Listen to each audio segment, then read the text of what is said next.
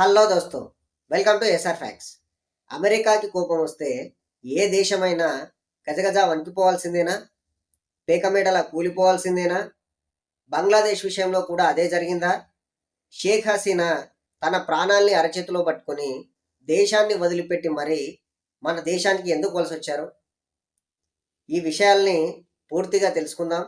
తెలుసుకోబోయే ముందు వీడియోని ఖచ్చితంగా లైక్ చేయండి, షేర్ చేయండి, నా ఛానల్ని సబ్స్క్రైబ్ చేసుకోండి. ఇకపోతే బంగ్లాదేశ్లో ఫస్ట్ ప్రొటెస్ట్ స్టార్ట్ అయింది రిజర్వేషన్ల కోసం. రిజర్వేషన్లు దేనికోసం స్టార్ట్ అయింది? అక్కడ ఉన్న యువకులంతా బంగ్లాదేశ్ స్వాతంత్రం కోసం పోరాడిన అమరవీరుల కుటుంబాలకు 30% రిజర్వేషన్ ఉండేది. ఆ రిజర్వేషన్లు రద్దు చేయమని ప్రొటెస్ట్లు స్టార్ట్ అయినాయి. అయితే ఫస్ట్ ఏమో హైకోర్టు తీసేసినట్టుగా ప్రకటించి మళ్ళీ 30% ఇస్తున్నట్టుగా మళ్ళీ ప్రకటించింది. దాని తర్వాత ఆ ఇష్యూ సుప్రీంకోర్టుకి వెళ్ళింది. సుప్రీంకోర్టు కూడా ఫస్ట్ 30% రద్దు చేసింది, మళ్ళీ ఇచ్చింది, మళ్ళీ రద్దు చేసింది. దీంతో ప్రొటెస్ట్లు ఆగిపోవాలి, కానీ అవి ఆగిపోకుండా ఇంకా ఉధృతమైనవి. ఎందుకంటే అక్కడ ఉన్నది అమెరికా. వాళ్ళు టైం కోసం వెయిట్ చేస్తారు. ఒకసారి టైం వచ్చిందంటే వాళ్ళు అసలు ఎవరిని వదిలిపెట్టరు. వాళ్లకు వాళ్ళ స్వలాభమే ముఖ్యం. వాళ్ళని ఒక్కసారి ఎవరైనా ఎదిరించారనుకోండి, వాళ్ళని అస్సలు వదిలిపెట్టరు వాళ్ళు. ఇక్కడ బంగ్లాదేశ్ కూడా అదే చేసింది. బంగ్లాదేశ్లో షేక్ హసీనా గారు విన్ అయినప్పుడు 2024 ఎలక్షన్స్లో విన్ అయ్యారు కదా. ఆ విన్ అయినప్పుడు అమెరికా డైరెక్ట్గా షేక్ హసీనా విన్ అయింది, డెమోక్రాటిక్గా కాదు, ఆమె మొత్తం చీటింగ్ చేసి గెలిచిందని చెప్పి బహిరంగంగానే వాళ్ళు ఒక అనౌన్స్మెంట్ ఇచ్చారు. దీని తర్వాత షేక్ హసీనా గారు కూడా అమెరికాని డైరెక్ట్గా ప్రస్తావించకుండా ఒక పెద్ద కంట్రీ మా దేశంలో ఎయిర్ బేస్ పెట్టుకుంటామంటే మేము పర్మిషన్ ఇవ్వలేదు, అందుకోసమే ఇప్పుడు మా పైన పగబట్టి ఈ ప్రొటెస్ట్లకి కారణమవుతున్నారు, వీళ్ళు వెనకాల నుండి మొత్తం నడిపిస్తున్నారని చెప్పి ఆమె ఒక అనౌన్స్మెంట్ ఇచ్చి బంగ్లాదేశ్ ఎవ్వరికి తల వంచదు అని చెప్పి డైరెక్ట్ ఒక పెద్ద అనౌన్స్మెంట్ ఇచ్చినాను. దాని తర్వాత విత్ ఇన్ ఫ్యూ డేస్లో బంగ్లాదేశ్లో గవర్నమెంట్ పడిపోయింది. అయితే అమెరికా వాళ్ళది కూడా ఎట్లుంటుందంటే, ఈ ప్రాంతాలన్నీ 19th సెంచరీలో మా అండర్లో ఉన్నాయి కాబట్టి వీటికి సంబంధించిన యాక్సెస్ అంతా మా చేతిలోనే ఉంటుంది. మేము ఎప్పుడు కావాలంటే అప్పుడు మీరు ఇవ్వాలి. అంటే అమెరికా ఏమడిగింది బంగ్లాదేశ్ని? మాకు సెయింట్ మార్టిస్ అనే దీవి ఒకటి కావాలి, మేము ఎయిర్ బేస్ ఏర్పాటు చేసుకుంటామని చెప్పి అడిగింది. కానీ వీళ్ళు పర్మిషన్ ఇవ్వలేదు. దానికోసమే అమెరికా బంగ్లాదేశ్లో ఉన్న గవర్నమెంట్ కూల్చి మరి అక్కడ ఎయిర్ బేస్ని ఏర్పాటు చేసుకోవడానికి రెడీ అవుతుంది. మరి మన ఇండియాని ఎందుకు అడగలేదు? ఇండియా ఒప్పుకోదు. కాబట్టి ఇక్కడ ఉన్నది ఏంది? చిన్న దేశం పక్కన బంగ్లాదేశ్ మీద పడారు. బంగ్లాదేశ్ని భయాన్నో నయాన్నో వాళ్ళని భయపెట్టి చేద్దాం అనుకున్నారు, కుదరలేదు. అక్కడ ఉన్న గవర్నమెంటే కూలగొట్టారు. అంటే అమెరికా స్వలాభాలు ఏ రేంజ్లో ఉంటాయో మీరే అర్థం చేసుకోండి. ఇప్పుడు పాకిస్తాన్లో ఇమ్రాన్ ఖాన్ ఉండే ఇంతకుముందు. ఇమ్రాన్ ఖాన్ ఎలక్ట్ అయిన తర్వాత ఇమ్రాన్ ఖాన్ ఏం చేశాడు? రష్యాకి వెళ్ళి రష్యాతో దోస్తీ చేయడం స్టార్ట్ చేశాడు.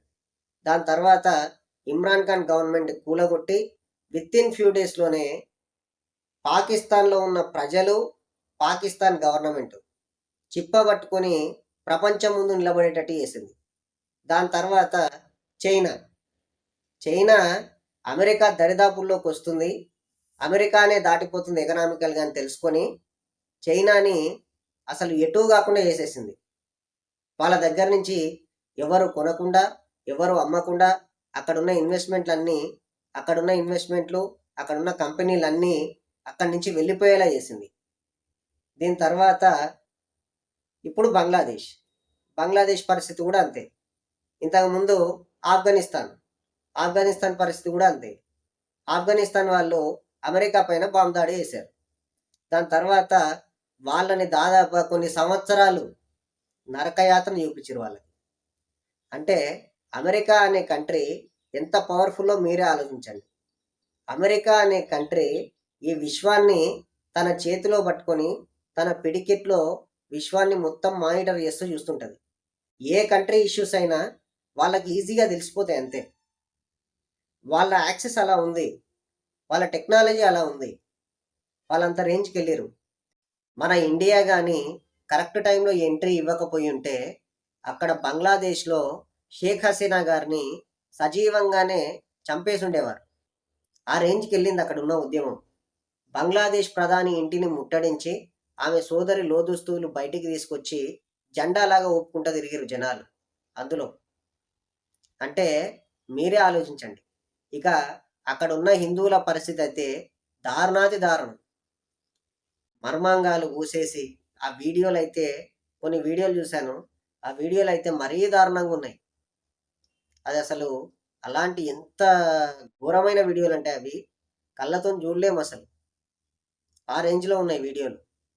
ఒక్కొక్కరిని ఇంటి బయటికి తరిమేసి మరీ చంపుతున్నారు హిందువుల్ని. హిందువులు కూడా ఖచ్చితంగా మేల్కోవాలి ఇలాంటి విషయాల్లో. ఇప్పుడు బంగ్లాదేశ్లో హిందువుల మీద దాడి జరుగుతుంది కదా, యూకేలోనేమో ముస్లింల మీద దాడి జరుగుతుంది. మరి ముస్లింలు, అక్కడ ఉన్న ముస్లింలు యూకే వాళ్ళని ఏమైనా చేయగలుగుతారా?